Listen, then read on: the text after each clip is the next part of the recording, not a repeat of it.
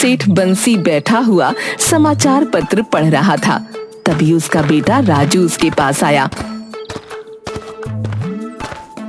अरे पिताजी, हमारे घर समाचार पत्र कब से आने लगा? अरे ये तो मैं पड़ोसी से मांग कर लाया हूँ। मैं इतना पागल थोड़ी हूँ कि समाचार पत्र पर पैसे खर्च करूंगा। पिताजी, क्या आप हमेशा से ही इतने कंजूस हैं? क्या बोला? गुस्सा क्यों होते हो? राजू सही सवाल तो कर रहा है। इसको वो बताओ ना, जब इसका जन्म हुआ था तब तुमने क्या किया था? हाँ पिताजी, बताओ ना, बताओ ना। ठीक है, बताता हूँ। रज्जो, अरे ओ रज्जो, अरे चाय पिला दो।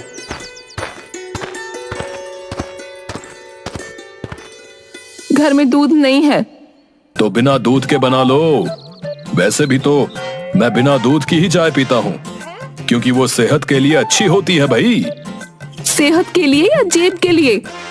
जेब सही रहेगी तभी तो सेहत भी सही रहेगी। हाँ, मैं जानती हूँ आपकी सारी बातें। वैसे घर में चीनी भी नहीं है। अरे तो चीनी कौन सी बहुत अच्छी चीज है। शहर में कोई चीनी वीनी नहीं खाता भाई। जाओ, बिना चीनी और बिना दूध की चाय ले आओ, जाओ। हाय हाय, चीनी नहीं, दूध नहीं, तो चाय में भला क्या होगा? चाय की पत्ती तो होगी। सबसे अहम चीज तो वही है। तुम लोगों ने ना फालतू के खर्चे बढ़ाकर रखे हुए हैं और ज्यादा गैस फूकने की जरूरत नहीं है। 1 मिनट से ज्यादा मत पकाना चाय को। रज्जो पैर पटकती हुई वहां से चली जाती है और 1 मिनट के अंदर उबले हुए पानी में चाय की पत्ती डालकर ला देती है।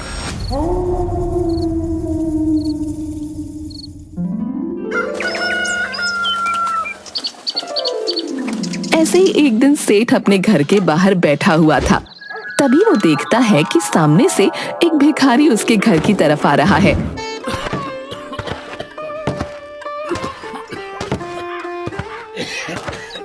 अरे ये भिखारी तो मेरी ही तरफ आ रहा है। क्या करूं, क्या करूं? हाँ, आइडिया।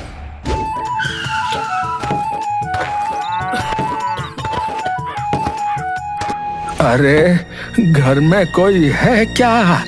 भगवान के नाम पर कुछ दे दो। अरे मैं बहुत देर से इस घर के बाहर बैठा भीख मांग रहा हूँ, पर घर में कोई है ही नहीं शायद। मुझे बहुत तेज भूख लगी है। क्या तुम मुझे कुछ दे सकते हो? हाँ, अभी पिछले घर में मुझे 2 रोटियां मिली थी। लो, एक तुम रख लो।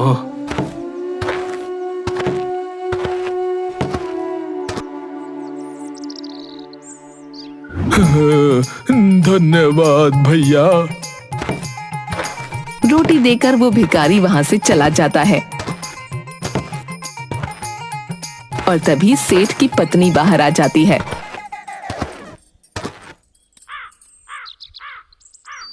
मैं अंदर से सब देख रही थी कि आपने क्या किया। उस भिखारी को देने की बजाय आपने उससे उल्टा ले लिया। ये है सेठ का दिमाग, समझी? ऊपर वाले से खौफ खाइए। नहीं, मैं तो ये रोटी खाऊंगा। तभी अचानक रज्जो बेहोश होकर गिर पड़ती है। हे भगवान, खर्चा! अरे मतलब रज्जो, क्या हुआ तुम्हें? सेठ रज्जो को उठाता है और तब तक आसपास वाले लोग भी भागते हुए आ जाते हैं।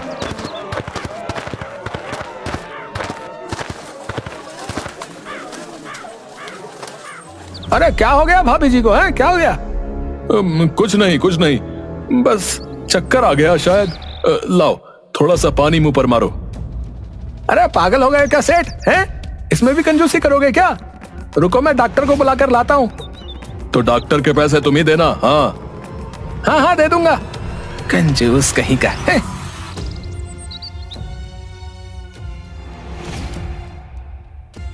वो आदमी डॉक्टर को बुलाकर लाता है। डॉक्टर बताता है कि रज्जो माँ बनने वाली है। ये सुनकर सब बहुत खुश होते हैं, पर सेठ कहता है, ये लो, और खर्च बढ़ेगा अब। ये कैसी बातें कर रहे हैं आप? इतनी ही चिंता थी पैसे की तो शादी ही क्यों की? वो तो अरे छोड़िए। तब रज्जू अपने बटुए में से 100 का नोट निकाल कर डॉक्टर को देती है। ये देखकर सेठ अपने दिल पर हाथ रखकर वहीं बैठ जाता है। हाय राम, ये तुमने क्या कर दिया रज्जो? मुझे ऐसा लग रहा है जैसे मेरी जान निकल रही है। अरे शुभ शुभ बोलो जी, हमारे घर में एक नई जान आने वाली है और आप जान जाने की बात कर रहे हो। अब बेटा ही पैदा करना भाग्यवान, कम से कम वो कमा कर तो लाएगा। बेटी तो सिर्फ खर्चा कराती है। पालो पोसो और शादी करके दहेज के साथ दूसरे के घर भेज दो। ना बाबा ना, अगर लड़की हुई तो मैं हार्ट अटैक से मर जाऊंगा। ये बोलकर सेठ वहीं लेट जाता है और 100 रुपये जाने के गम में कई दिन तक बीमार पड़ा रहता है। देखते ही देखते 8 महीने गुजर जाते हैं।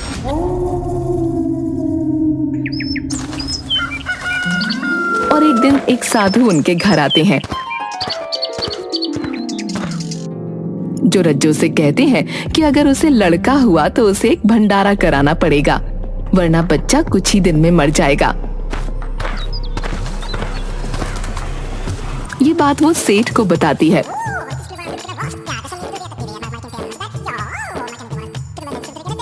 क्या दिमाग तो ठीक है तुम्हारा, या मेरा दिवालिया निकालना चाह रहे हो?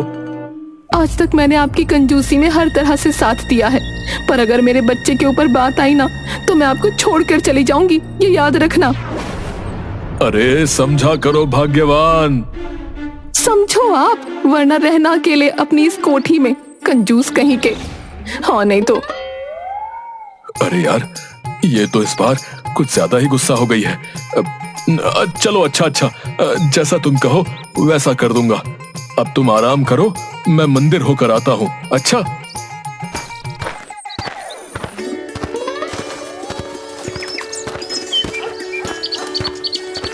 सेठ भागता हुआ मंदिर पहुंचता है और पुजारी से कहता है, पंडित जी, मैं आपको एक समय का भोजन करा दूंगा, पर आप कुछ ऐसा हवन या कुछ करो जिससे मेरी पत्नी की बेटी हो। कल तक तो आप चाह रहे थे कि आपका बेटा हो। हाँ, पर मेरी बीवी को पता नहीं किस साधु ने बोल दिया कि अगर बेटा हुआ तो भंडारा कराना पड़ेगा। अब वो मेरे पीछे पड़ी है कि बेटा हुआ तो हर हाल में भंडारा कराना ही होगा। पर मैं इसमें कुछ नहीं कर सकता। लड़का और लड़की तो भगवान की देन है। अरे यार। सेठ खुद वहां बैठकर पूजा करने लगता है और प्रार्थना करता है कि उसकी पत्नी को बेटी हो, लेकिन उसकी पूजा काम नहीं आती और उसकी पत्नी एक बेटे को ही जन्म देती है।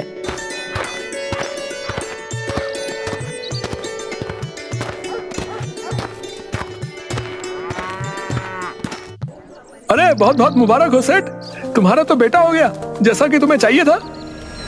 अरे दिमाग ना खराब कर, जा यहाँ से। सेठ वहां से चला जाता है और वो आदमी दूसरे आदमी से कहता है, अरे ये सेठ इतना गुस्से में क्यों भाई? अरे मैंने सुना है कि सेठ की बीवी ने बेटे के जन्म पर भंडारा कराने को कहा है। अच्छा, तो ये बात है। उधर सेठ की पत्नी उसको बेटे का मुंह देखने नहीं देती और कहती है, पहले वादा करो कि भंडारा कराओगे। अरे ठीक है मेरी माँ, करा दूंगा भंडारा, करा दूंगा। अब लाओ, मुझे मेरा बेटा दिखाओ। सेठ अपने बेटे को गोद में लेकर देखता है। इसका नाम क्या रखोगी? मेरा नाम रज्जो है तो इसका नाम राजू होगा। अपने जैसा नाम रख लिया, बहुत चालाक हो।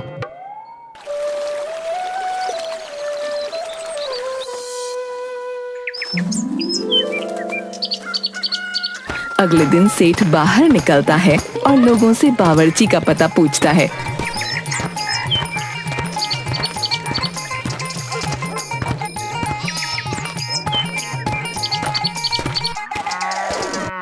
हाँ भाई सुनो, तुम में से किसी को एक ऐसे बावर्ची का पता है जो अच्छा खाना ना बनाता हो? अरे कैसी बात कर रहे हो सेठ? हैं? बेटा होने के गम में पागल हो गए हो क्या? हैं? लोग अच्छा खाना बनाने वाला ढूंढते हैं और तुम बुरा खाना बनाने वाला ढूंढ रहे हो। अरे अच्छे बावर्ची को तो हर कोई मौका देता है। मैं बुरे बावर्ची को इसलिए ढूंढ रहा हूँ ताकि उसे भी मौका मिले और ज्यादा से ज्यादा काम करके उसे अच्छा काम करना आए। ओहो सेठ, इतने अच्छे कब से हो गए तुम? हैं? बावर्ची का पता बता रहे हो या मैं जाऊं? अरे नाराज क्यों होते हो सेठ?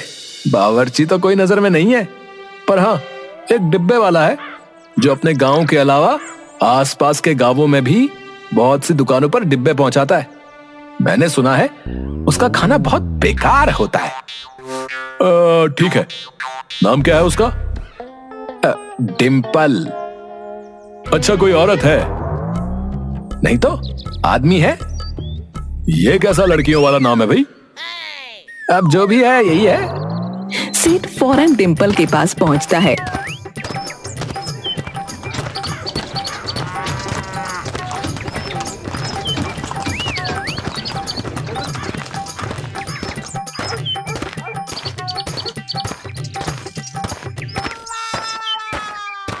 डिम्पल, मुझे भंडारा कराना है पूरे गांव के लिए। बना लोगी ना खाना? बना लोगी नहीं, बना लोगे कहो सेठ? मैं आदमी हूँ, आदमी। तो औरतों जैसा नाम क्यों रखा है? अरे वो तो हमारी अम्मा ने रखा था। तुम ये सब छोड़ो, काम की बात करो। बताओ 10 पकवान बनेंगे ना 250 लोगों के लिए? गांव में इतने ही लोग हैं। अरे नहीं, क्या बात कर रहे हो? मुझे लूटने ही लगे हो क्या? बस 5 पकवान बनाने हैं और वो भी बस 50 लोगों के लिए। 50 लोगों के लिए? तो बाकी लोग क्या खाएंगे? उसके लिए तू बस इतना कर कि खाने में मिर्च और नमक मत डालना, बाकी मैं देख लूंगा। ठीक है, 5000 रुपए लगेंगे। हाँ तू काम कर, पैसे मिल जाएंगे।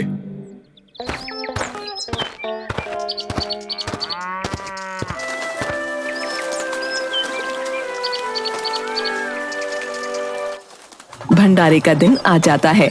खाना बनकर तैयार था और लोग भी आने लगे थे। मेरी बात गौर से सुन ले डिम्पल, अभी भंडारा चालू मत करना। और जब लोग तेरे पास आए तो उनसे कहना कि पहले सेठ के लड़के की मुंह दिखाई करो, फिर भंडारा शुरू होगा, समझी? समझी नहीं समझा, मैं आदमी हूँ सेठ, आदमी। हाँ, तू समझ गया ना बस। लोग इंतजार करते करते थक जाते हैं और फिर जाकर डिम्पल से भंडारा शुरू करने को कहते हैं। तो डिम्पल उन सब से सेठ के बेटे की मुंह दिखाई करने को कह देता है।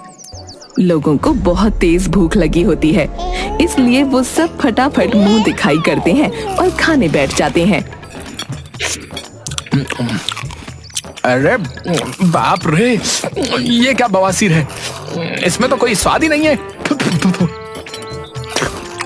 हाँ सही कहते हो भैया, ये तो बहुत ही बेकार है। ऐसा लग रहा है जैसे सब्जी के नाम पर सड़ा हुआ पत्थर है और दाल के नाम पर पीला पानी। लोगों को खाना इतना बुरा लगता है कि वो 2 निवाले ही खाकर उठ जाते हैं और बाकी लोग तो बैठते ही नहीं। सेठ का प्लान सक्सेसफुल हो गया था। वो बहुत खुश था। सबके जाने के बाद वो डिम्पल से कहता है,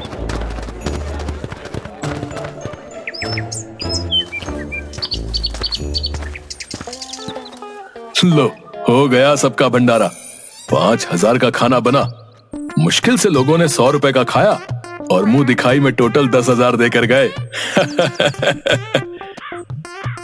बात बड़े वाले हो तुम सेठ, हैं? पर अब इस बचे हुए बेकार खाने का क्या करोगे? अरे मैं बताता हूँ ना, पहले तो सारी प्लेटों का खाना वापस पतीले में डाल लो और फिर उसमें नमक मिर्च मिलाओ। झूठा खाना खिलाओगे क्या लोगों को? अरे तुझे नहीं खिलाऊंगा, तू क्यों रो रही है? आखिरी बार कह रहे हो सेठ, मैं आदमी हूँ, आदमी। हाँ ठीक है, अब फटाफट जो कहा है वो कर। डिम्पल सारी प्लेट का खाना वापस पतीलों में डालता है और उसमें नमक मिर्च डालकर उसे सही कर लेता है।